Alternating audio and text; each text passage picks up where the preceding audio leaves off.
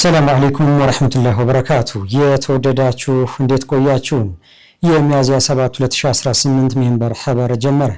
መሐመድ ንጉስ አብዱ ሚንበር ሐበርን እየመራው ከናንተ ከተመልካቾች ጋር ቆያለሁ። እስከ ፍጻሜው አብራችሁ እንድትዘልቁ በአክብሮት እየጋበዝኩ ለዕለቱ ከያዝናቸው ጉዳዮች መካከል አበይቱን አስቀድማለሁ። በኢትዮጵያ እየተዘጋጀ የሚገኘው ከወለድ ነፃ የፋይናንስ አገልግሎት ስትራቴጂ የዘርፉን መጻኢ ዕጣ የሚወስን እንደሚሆን ባለሙያው ተናገሩ። ሰባተኛው ሀገር አቀፍ የሰላም ጉባኤ በአሶሳ ከተማ መካሄድ ጀመረ። ለዘንድሮው የሐጅ ስነ ስርዓት በሳዑዲ አረቢያ ሚና ከተማ የድንኳን መጠለያዎችን የማዘጋጀት ስራ ተጀመረ። የሚሉት የሚንበር ሐበር አበይት ጉዳዮች ናቸው። አብራችሁን እንድቆዩ በድጋሚ እየጋበዝን ወደ ቀዳሚው ሐበር አልፋለሁ። በኢትዮጵያ ከወለድ ነፃ የፋይናንስ አገልግሎትን የተመለከተው የመጀመሪያው ሕግ ከወለድ ነፃ የባንክ አገልግሎት በመስኮት ደረጃ መሰጠት እንደሚችሉ በመደንገግ የወጣው በ2000 ነበር። ከዚያም በሸሪዓ ሕግን ተከትለው የኢንሹራንስ አገልግሎት መስጠት የሚያስችል ሕግ ወጥቶ ተተግብሯል። ሙሉ ለሙሉ ከወለድ ነፃ የባንክ አገልግሎት መስጠት የሚያስችለው አዋጅ ደግሞ በ2012 መውጣቱ ይታወሳል። በእነዚህ ከወለድ ነፃ የፋይናንስ አገልግሎቶችን የተመለከቱ ድንጋጌዎችን መሰረት በማድረግ የተለያዩ ባንኮች አገልግሎት እየሰጡ ይገኛሉ። አሁን ደግሞ ከወለድ ነፃ የፋይናንስ አገልግሎት ስትራቴጂ እየተዘጋጀ ይገኛል። ይህ ከወለድ ነፃ የፋይናንስ አገልግሎት ስትራቴጂ የዘርፉን መጻኢ ዕጣ የሚወስን እንደሚሆን ባለሙያዎች ይናገራሉ። በጉዳዩ ላይ አህመድ አብዱራህማን ተጨማሪ አለው። የኢትዮጵያ ብሔራዊ ባንክ የመጀመሪያው ይሆናል የተባለውን ከወለድ ነፃ የፋይናንስ አገልግሎት ስትራቴጂ ያዘጋጀ መሆኑ ከዚህ ቀደም ይፋ ተደርጓል። ማዕከላዊ ባንኩ ከወለድ ነፃ አገልግሎት ራሱን በቻለ መንገድ እንዲመራ ያስችላል ያለውን ስትራቴጂ ከባንኩ ውጭ ባሉ አማካሪ ድርጅቶች እንዲሰራ በመወሰን አማካሪዎችን ለመቅጠር ዓለም አቀፍ ጨረታ ማውጣቱ የተገለጸው ባለፈው ዓመት ሐምሌ ወር ላይ ነበር። ኤፍኤስዲ ኢትዮጵያ ከተባለ ተቋም ጋር በመተባበር የሚዘጋጀው ከወለድ ነፃ የፋይናንስ ስትራቴጂ አጠቃላይ ከወለድ ነፃ አገልግሎት ፋይናንስ ስር ያሉትን የባንክና የኢንሹራንስ ኩባንያዎችን የሚመለከት ነው። እያደገ ነው ለሚባለው ከወለድ ነፃ ፋይናንስ ዘርፍ መዋቅራዊ አካታችና ሸሪዓን ያሟላ አጠቃላይ ንድፍ ሆኖ የሚያገለግል እንደሚሆንም ባለሙያዎች ይናገራሉ። ይህንኑ ያረጋገጡት ከሚንበር ቲቪ ጋር ቆይታ ያደረጉት የፋይናንስ ባለሙያው ኢብራሂም አብዱ ስትራቴጂው የዘርፉን መጻኢ ዕጣ የሚወስን እንደሚሆን ተናግረዋል። ብሔራዊ የፋይናንስ ስትራቴጂ በአጠቃላይ የሀገሪቱን የፋይናንስ ስርዓት የሚገዛ፣ የሚቆጣጠር፣ የሚመራና አቅጣጫ የሚያስይዝ ትልቅ ስትራቴጂ ፍሬምወርክ ነው። በዚህ ስር እንግዲህ ከዚህ በፊት የነበረው ምንድነው? ለኢንትረስት ፍሪ ፋይናንስ አንድ ጥግ ወይም አንድ ኮርነር ነበር የሚሰጠው። አሁን ግን ኢንትረስት ፍሪ ፋይናንስ ራሱን ችሎ ትልቅ ኢንዱስትሪ መሆን ችሏል። ትልቅ አቅም ፖቴንሻል አለው። ከዛ በተጨማሪ ደግሞ በርካታ ተጠቃሚዎችም እና ፍላጎቱም እያደገ ነው። ስለዚህ ሴፓሬትሊ መመልከት ያስፈልጋል በሚል ለሱም ለኢንትረስት ፍሪ ፋይናንስም ራሱን የቻለ ትልቅ ስትራቴጂ የመቅረጽ ሂደት በብሔራዊ ባንክ አክቹዋሊ ከብሔራዊ ባንክ ከፍ ባለ ጠቅላይ ሚኒስትሩ የሚመሩት የኢንክሉሲቭ ፋይናንስ ኮሚቴ አለ። በዛ ኮሚቴ የሚመራ በዋናነት ግን ሂደቱን ደግሞ ብሔራዊ ባንክ የሚያሳልጠው ትልቅ የኢንትረስት ፍሪ ፋይናንስን የወደፊት መጻኢ ዕድል የሚቀርጽ የህግ ማዕቀፉን የሚቀርጽ ስትራቴጂውን የሚቀርጽ ገዢ ተቋማት የሚመሩበትን መመሪያ የሚያወጣ ትልቅ ስትራቴጂ ነው። በኢትዮጵያ ከወለድ ነፃ የፋይናንስ አገልግሎትን የተመለከተው የመጀመሪያው ህግ ከወለድ ነፃ የባንክ አገልግሎት በመስኮት ደረጃ መስጠት እንዲችሉ በመደንገግ የወጣው በ2000 ነበር። ከዚያም የሸሪዓ ህግን ተከትለው የኢንሹራንስ አገልግሎት መስጠት የሚያስችለው ህግ ወጥቶ ተተግብሯል። ሙሉ ለሙሉ ከወለድ ነፃ የባንክ አገልግሎት መስጠት የሚያስችለው አዋጅ ደግሞ በ2012 መውጣቱ ይታወሳል። በእነዚህ ድንጋጌዎች መሰረት እስካሁን ድረስ ከ20 በላይ የሚሆኑ ባንኮች ከወለድ ነፃ የባንክ አገልግሎትን በመስኮት ደረጃና ሙሉ ለሙሉ ከወለድ ነፃ በሆነ መንገድ እየሰጡ ይገኛሉ። አዲሱ ስትራቴጂ አሁን ያሉትን እነዚህን አገልግሎቶች ያሉበትን ደረጃ የሚገመግም እንደሚሆን የገለጹት የፋይናንስ ባለሙያው መመሪያ ለማውጣትና ለቁጥጥር ስርዓት እንደሚያገለግልም አብራርተዋል። ፋይናንስ ውስጥ ብዙ የፋይናንስ አገልግሎት የሚሰጡ ተቋማት አሉ። ባንኮች አሉ፣ በአንድ በኩል ኢንሹራንስ ተቋማት አሉ፣ ማይክሮ ፋይናንስ አለ፣ እንደገና ደግሞ ካፒታል ማርኬት አለ። እነዚህ ሁሉም ራሳቸውን የቻለ ኮንቴክስት አላቸው። በጣም ያደጉ አሉ። ለምሳሌ ባንክ ላይ ያለው አገልግሎት የተሻለ ደህና የሚባል ደረጃ ላይ ነው ያለው። ኢንሹራንስ 5-6 ዓመት ደግሞ ተካፉል፣ ማይክሮ ፋይናንስ አለ። ካፒታል ማርኬት ደግሞ በጣም አዲስ እና ገና ወደ አገልግሎት ወደ ሰርቪስ እየገባ ያለ ነው፣ አዲስ ነው። ስለዚህ አሁን እነዚህ ተቋማት ወይም ደግሞ እነዚህ ኢንዱስትሪዎች ያሉበትን አሰስ ማድረግ ነው የሚጀምረው። ስለዚህ ሲቹዌሽን አናሊሲስ አለው ማለት ነው። እነዚህ ተቋማት የት ነው ያሉት በሴክተር ዋይዝ ይህንን አናላይዝ ያደርጋል። ከዛ በተጨማሪ በእነዚህ አገልግሎት በመስጠት ሂደት ውስጥ እነዚህ ተቋማት ምን ጠንካራ ጎን ዴቨሎፕ አድርገዋል፣ ምን ደካማ ጎኖች አሏቸው፣ ምን አይነት ቻሌንጆችም ሲገጥሟቸው ነበራቸው የሚለውንም ደግሞ አሰስ ያደርጋል። ከዛ በተጨማሪ ደግሞ ለዚህ ምላሽ ይሰጣል። ቻሌንጆቹን እንዴት ነው መንቀርፋቸው። ከዛ በተጨማሪ ግን ስትራቴጂ የፖሊሲ ዶክመንት ነው። ስለዚህ ከፖሊሲ ጋር የተያዙ ነገሮች በውስጡ ይዟል ማለት ነው። ምን ማለት ነው? የፖሊሲ ማለት መመሪያ ይዘን ማለት ነው። እነዚህ ፋይናንስ ተቋማት ሊመሩበት የሚገባቸው አስገዳጅ ህግጋቶች ይኖራሉ ማለት ነው። ስለዚህ አንድ እሱ አለ። ከዛ በተጨማሪ ደግሞ ሬጉላቶሪ ፍሬምወርክም አለው በውስጡ። ስለዚህ ከመመራት ባለፈ መመሪያ ካለ መቆጣጠሪያ ያስፈልጋል ማለት ነው። ስለዚህ እንዴት ነው የምንቆጣጠራቸው እነዚህ ተቋማት የሚል ሬጉላቶሪ ፍሬምወርክ ራሱን የቻለ ሬጉላቶሪ ፍሬምወርክ አለ። ይሄ እንግዲህ ሁለት ሌየር አለው። አንደኛው የሸሪያ ሬጉላቶሪ ፍሬምወርክ አለ። ምክንያቱም እነዚህ ተቋማት አገልግሎት የሚሰጡት ሸሪያን መሰረት አድርገው፣ ስለዚህ ከሸሪያው ጋር የሚስማማ አገልግሎት እየሰጡ ነው እየሰጡ አይደለም የሚለው ነገር እንዴት እንቆጣጠረው ራሱን የቻለ ፍሬምወርክ አለው። ከዛ ደግሞ የህግ ደግሞ ፍሬምወርክ አለው፣ ወይም ደግሞ ከፋይናንስ ጋር የሚያዝ ፍሬምወርክ አለው። ስለዚህ የሁለቱንም ፍሬምወርኮች አንድ ላይ ይይዛል ማለት ነው። የኢትዮጵያ ብሔራዊ ባንክ ሙሉ ለሙሉ ከወለድ ነፃና ለመስኮት የኢንሹራንስ አገልግሎት ሰጪዎችን የህግ ማዕቀፍ ለማሻሻል የሚያስችል ረቂቅ አዋጅ እያዘጋጀ እንደሚገኝ አስታውቋል። ባንኩ ይህን ያሳወቀው ባለፈው ሳምንት በኢትዮጵያ የተካፉል ስነ ምህዳርን መዘርጋት በሚል ርዕስ ሴንተር ፎር ኢንክሉሲቭ ኤንድ ሰስቴናብል ፋይናንስ ከኤፍኤስዲ ኢትዮጵያ ጋር ባዘጋጁት የውይይት መድረክ ላይ ነው። ሰባተኛው ሀገር አቀፍ የሰላም ጉባኤ በአሶሳ ከተማ መካሄድ ጀመረ። የኢትዮጵያ የሃይማኖት ተቋማት ጉባኤ ከቤንሻንጉል ጉሙዝ ክልል የሃይማኖት ተቋማት ጉባኤ ጋር በመተባበር ያዘጋጁት ሰባተኛው ሀገር አቀፍ የሰላም ጉባኤ ሰላምን ይበልጥ ለማስፋትና ለማስረጽ የሃይማኖቶች ሚና በሚል መሪ ሀሳብ በዛሬው ዕለት ተጀምሯል። ጉባኤው ከዛሬ ሚያዝያ 7 ጀምሮ ለ2 ቀናት የሚቆይ ነው። ለ2 ቀናት በሚቆየው የሰላም ጉባኤ ላይ የኢትዮጵያ እስልምና ጉዳዮች ጠቅላይ ምክር ቤት አመራሮችን ጨምሮ የሃይማኖት አባቶች፣ የሀገር ሽማግሌዎች፣ የቤንሻንጉል ጉሙዝ ክልል እስልምና ጉዳዮች ከፍተኛ ምክር ቤት ኃላፊዎች፣ የመንግስት ከፍተኛ አመራሮች፣ ተጋባዥ እንግዶችና ባለድርሻ አካላት በተገኙበት ውይይት እየተካሄደ መሆኑ ተገልጿል። በጉባኤው መክፈቻ ላይ የተናገሩት የኢትዮጵያ ሃይማኖት ተቋማት ጉባኤ ጠቅላይ ጸሐፊ ሊቀ ትጉሃን ቀሲስ ታጋይ ታደለ በኢትዮጵያ ሰላምን ለማጽናትና ወንድማማችነትን ለማጠናከር በሚያስችል ሁኔታ ላይ የሃይማኖቶች እኩልነትና አብሮነትን የማስተሳሰር ስራ እየተሰራ መሆኑን ገልጸዋል። የሃይማኖቶችን አስተምህሮ ለሰላም እሴት ግንባታና ለህዝቦች አብሮነት መጠናከር ልንጠቀምበት ይገባል ሲሉም አሳስበዋል። ሰላምን መጠበቅ ከእያንዳንዱ ዜጋ የሚጠበቅ የዕለት ተዕለት ተግባር እንደሆነ ገልጸው ህብረ ብሔራዊ አንድነትን ለመፍጠር የሃይማኖት አባቶች ከፍተኛ ኃላፊነት አለባቸው በማለት መልእክት አስተላልፈዋል። ሃይማኖቶች ለሰላምና ለህዝቦች አብሮነት ያላቸውን አስተምህሮ በመጠቀም ለዘላቂ ሰላም ግንባታና ሀገራዊ የልማት ስራዎች ግንባር ቀደም ተሳታፊ መሆን እንዳለባቸው አስረድተዋል። ሰባተኛው ሀገር አቀፍ የሰላም ኮንፈረንስ ሀገራዊ አንድነትን ለማምጣት ትልቅ አቅም እንደሚፈጥር የጠቆሙት ጠቅላይ ጸሐፊው ባለፉት የሰላም ኮንፈረንሶች ሰላምና አንድነትን በሚያጠናክሩ ጉዳዮች ላይ በመምከር በርካታ ውጤቶች መገኘታቸውንም አውስተዋል። የሃይማኖት ካባ ለብሰው በህዝቦች መካከል ግጭት ለማስነሳት የሚሞክሩ ግለሰቦችን በማውገዝ የሃይማኖቶችን መቻቻልና አብሮነትን በሚሰብኩ ጉዳዮች ላይ ትኩረት አድርገን መስራት አለብን ሲሉ አሳስበዋል።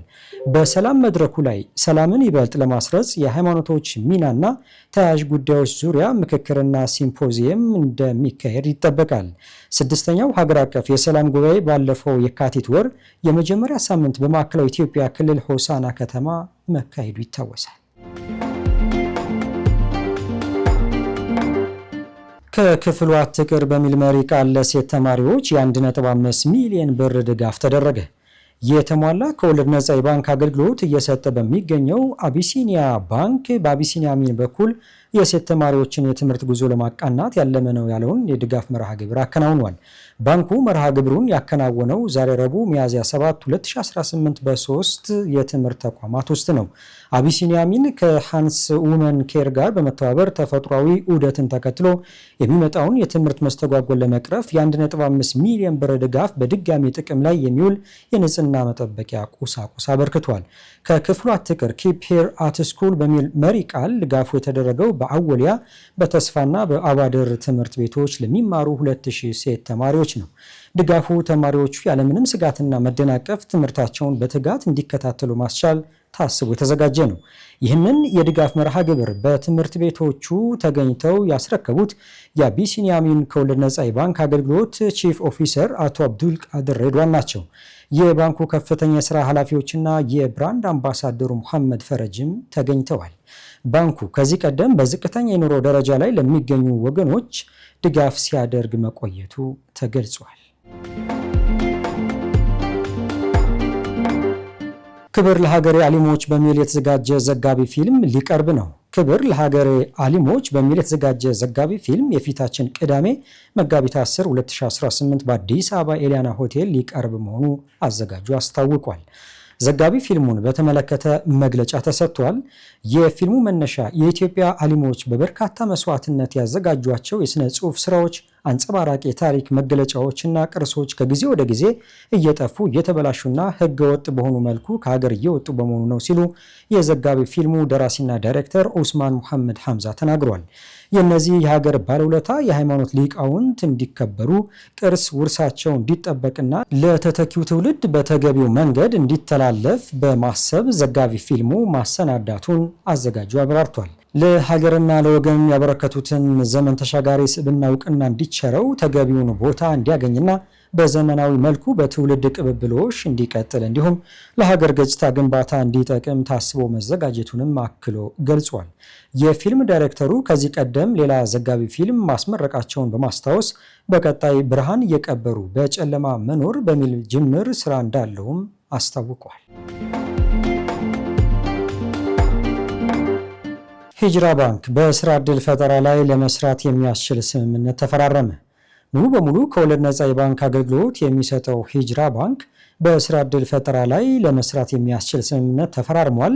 ስምምነቱ የተፈራረሙት ዛሬ ረቡዕ መጋቢት 7 2018 ከስራና ክህሎት ሚኒስቴር ጋር ነው። ስምምነቱ የተፈረመው በስራና ክህሎት ሚኒስትር ሙፈሪያት ካሚልና የሂጅራ ባንክ ዋና ስራ አስፈጻሚ አቶ ዳዊት ቀኖ መካከል ነው። ሚኒስትሯ ሙፈሪያት ካሚል እንደ ተቋም ሁሉም ኢትዮጵያዊ ተጠቃሚና ተደራሽ ማድረግ ተቀዳሚ ተግባር እንደሆነ ገልጸዋል። በዚህም ስምምነቱ የሀገር ውስጥ የስራ ዕድል፣ የውጭ ሀገር የስራ ስምሪትና የክህሎት ልማት ላይ ለመስራት የሚያስችል ነው ብለዋል። ስምምነቱ የቅድመ ጉዞ ድጋፍ፣ የፋይናንስ አገልግሎት፣ ደህንነቱ የተጠበቀ የገንዘብ መላኪያና ለተመላሾች የንብረት ፋይናንስ ስራ ፈጣሪነት ማበረታቻን ያካተተ መሆኑ ተገልጿል። በተጨማሪም ለኤጀንሲዎች የኮምፕሊያንስ ፋይናንስ የደሞዝ አገልግሎት ያቀርባል ተብሏል። በሚኒስቴር መስሪያ ቤቱ በኩል የፖሊሲ መመሪያ መስጠት፣ ከሚመለከታቸው አካላት ጋር ግንኙነት ማመቻቸት እና ሂጅራ ባንክን እንደ ታማኝ የፋይናንስ አጋር እውቅና መስጠት ተካተዋል። ስምምነቱ ለ3 ዓመት የሚቆይና ሊታደስ እንደሚችል ተገልጿል። ቀጥለናል። ለዘንድሮ የሐጅ ስነ ስርዓት በሳውዲ አረቢያ ሚና ከተማ የድንኳን መጠለያዎችን የማዘጋጀት ስራ ተጀመረ። በ1447 ዓመተ ሂጅራ የሐጅ ስነ ስርዓት ለምዕመናን ምቹ ሁኔታዎችን ለመፍጠር በሳውዲ አረቢያ በሚና ከተማ የድንኳን ተከላ ስራ መጀመሩን የሳውዲ አረቢያ የሐጅና ኡምራ ሚኒስቴር አስታውቋል። እንደ ሚኒስቴሩ መረጃ ከሆነ ድንኳኖቹ የሚተከሉት በስፍራው ለሚያርፉ በሚሊዮን የሚቆጠሩ ምዕመናን ደህንነት፣ ምቾትና የተሻለ አገልግሎት ለማስቻል ነው።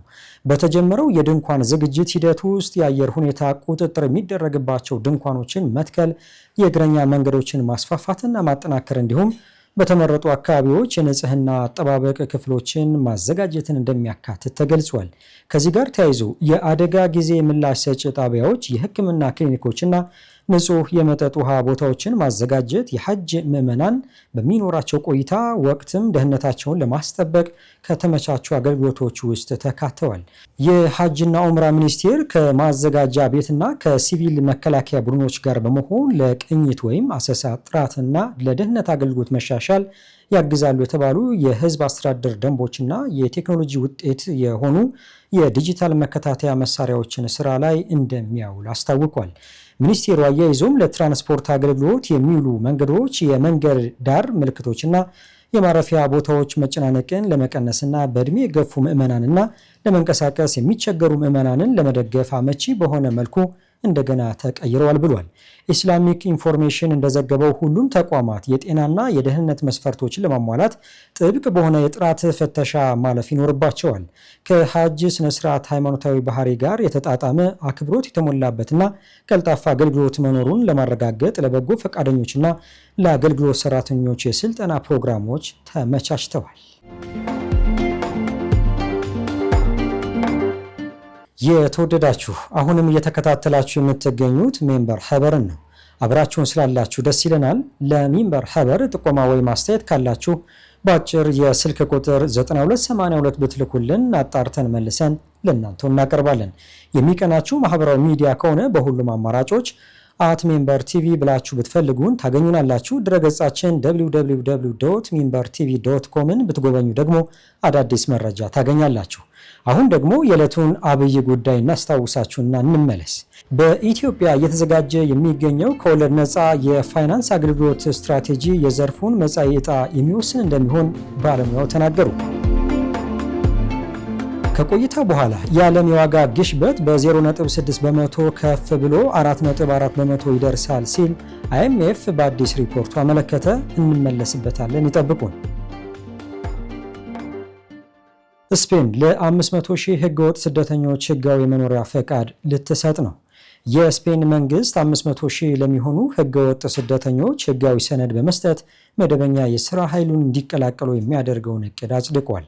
ጠቅላይ ሚኒስትር ፔድሮ ሳንቼዝ የመንግስታቸውን ውሳኔ የፍትህ እርምጃና ለስፔን አስፈላጊ ሲሉ ገልጸውታል። ለስፔናውያን በማህበራዊ ትስስር ገጾች በተሰራጨ ደብዳቤ ጠቅላይ ሚኒስትር ሳንቼዝ የጅምላ ህጋዊ የማድረግ እርምጃው የዕለት ተዕለት ህይወታችን አካል የሆኑ ግማሽ ሚሊዮን የሚጠጉ ሰዎችን በይፋ እውቅና ለመስጠት ነው ብለዋል። ፒፒ የተባለው የስፔን ወግ አጥባቂ ፓርቲ ህገወጥ ስደተኞችን የሚሸልምና ተጨማሪ ስደተኞችም እንዲመጡ የሚያበረታታ ነው በማለት ህጉን እንደሚያግድ አሳውቋል። የመንግስት እቅድ ሰነድ አልባ የሆኑ ስደተኞች በአንድ ዓመት የሚታደስ መኖሪያ ፈቃድ ይሰጣል። አመልካቾች ብቁ ለመሆን ስፔን ውስጥ ለ5 ወራት ያህል መኖራቸውን ማስመስከርና የወንጀል ማህደር እንደሌላቸው ማቅረብ አለባቸው። ለማመልከት የተሰጣቸውም ጊዜ ከነገ ሐሙስ ጀምሮ እስከ መጪው ሰኔ ድረስ ነው። ጠቅላይ ሚኒስትር ሳንቼዝ ስደተኞች የሆነውንና ለመሆን የምንፈልገው ከበርቴ ክፍትና ብዛ የሆነች ስፔን ለመገንባት ያግዛሉ ብለዋል። ጠቅላይ ሚኒስትሩ የሀገሪቱን ኢኮኖሚ ለማስቀጠልና የህዝብ ቁጥሩን እያረጀ ላለው ማህበረሰብ ህዝባዊ አገልግሎት ለመስጠት አስፈላጊ መሆናቸውንም ገልጸዋል። አክለውም በታሪክ አብዛኞቹ የራሷ ዜጎችም የተሻለን እድልን ፍለጋ ስደተኞች ለነበሩባት ሀገር ትክክለኛ መንገድን የያዘ እርምጃ ነው ሲሉ ስለ እቅዳቸው ተናግረዋል። ዘፎንካስ የተባለው የልሂቃን ስብስብ በስፔን 840 ሺህ የሚሆኑ ሰነድ አልባ ስደተኞች እንደሚገኙ የሚገመት ሲሆን አብዛኞቹ ላቲን አሜሪካውያን ናቸው መባሉ የዘገበው ቢቢሲ ነው። የዓለም የዋጋ ግሽበት በ0.6 በመቶ ከፍ ብሎ 4.4 በመቶ ይደርሳል ሲል IMF በአዲስ ሪፖርቱ አመለከተ። የተዘጋጀውን ዝርዝር ከድር ከማል ያቀርበዋል። ዓለም አቀፉ የገንዘብ ድርጅት IMF አዲስ ባወጣው ሪፖርት በኢራን እና አሜሪካ ውጥረት ሳቢያ የዓለም የዋጋ ግሽበት በጥር ወር ካወጣው ትንበያ በ0.6 በመቶ ከፍ ብሎ 4.4 በመቶ ይደርሳል ሲል አሳውቀዋል። ድርጅቱ በመግለጫው አሜሪካና እስራኤል በኢራን ላይ የካቲት 21 ጦርነት ከመክፈታቸው በፊት አውጥቶት ከነበረው የ3.3 በመቶ የእድገት ግምቱን ዝቅ በማድረግ የዘንድሮው የዓለም ኢኮኖሚ በ3.1 በመቶ ብቻ እድገት ያስመዘግባል ተብሎ እንደሚጠበቅ ገልጿል። ለእድገቱ መገታት ምክንያት የሆነው ከዚያን ጊዜ ጀምሮ ኢራን ወሳኙን የነዳጅና የጋዝ አቅርቦት መተላለፊያ የሆርሙዝ ወሽመጥን በመዝጋት አጸፋውን መስጠቷ ነው። በአካባቢው በሚገኙ የኢነርጂ መሰረተ ልማቶች ላይ እንዲሁ ጥቃት ሰንዝራለች። ይህም የነዳጅ ዋጋ እንዲንር እና የአቅርቦት እጥረት እንዲፈጠር መነሻ ሆኗል። ይህ ሁኔታ በተለይ የተወሰኑ ቀጠናዎችንና ሀገሮችን ከሌሎቹ በበለጠ ጉዳት ያደርስባቸዋል ብለዋል። የኢኮኖሚ ግምታቸው በከፍተኛ ሁኔታ ከተቀየሩት ውስጥ አንደኛዋ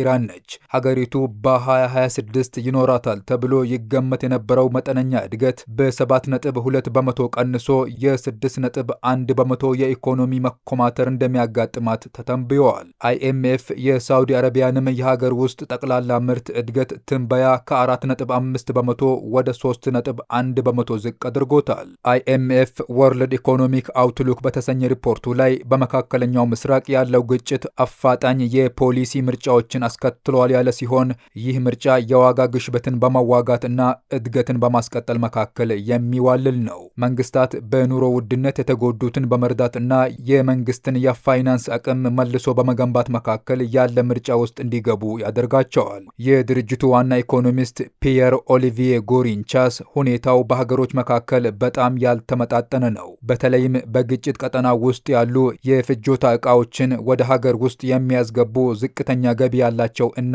በማደግ ላይ ያሉ የኢኮኖሚ ገበያዎች በከፍተኛ ሁኔታ ይጎዳሉ ብለዋል። ባለፈው ሳምንት መጨረሻ ያልተሳካ ድርድር ያደረጉት ኢራን እና አሜሪካ ጦርነቱን ለማቆም በድጋሚ ንግግር ይጀምራሉ በሚል ተስፋ ትናንት ማክሰኞ የነዳጅ ዋጋ ቅናሽ ተመዝግቦበታል። የብሬንት ድፍድፍ ነዳጅ ዋጋ በዕለቱ በ4.37 በመቶ በመቀነስ በአንድ በርሜል 95.02 ዶላር ሆነዋል። በዓለም አቀፍ ገበያ ላይ ለነዳጅ ዋጋ መተመኛነት እንደ ዋነኛ መለኪያ የሚያገለግለው በአሜሪካ የሚመረተው የዌስት ቴክሳስ ኢንተርሚዲየት የነዳጅ ዋጋም በ7.27 ዶላር ወይም በ7.32 በመቶ በመቀነስ 91.84 ዶላር ገብተዋል። ይሁን እንጂ ዋጋው አሁንም ከኢራን ጦርነት በፊት ከነበረው ደረጃ በጣም ከፍ ያለ መሆኑን የአልጀዚራ ዘገባ ያመለክታል። ውድ ተመልካቾቻችን ለዛሬ አዘጋጀነው ሚንበር ኸበር በዚሁ ተጠናቀቀ። ሙሐመድ ንጉስ አብዱ አብራችሁ ቆየሁ። ወሰላሙ አለይኩም ወራህመቱላሂ ወበረካቱ።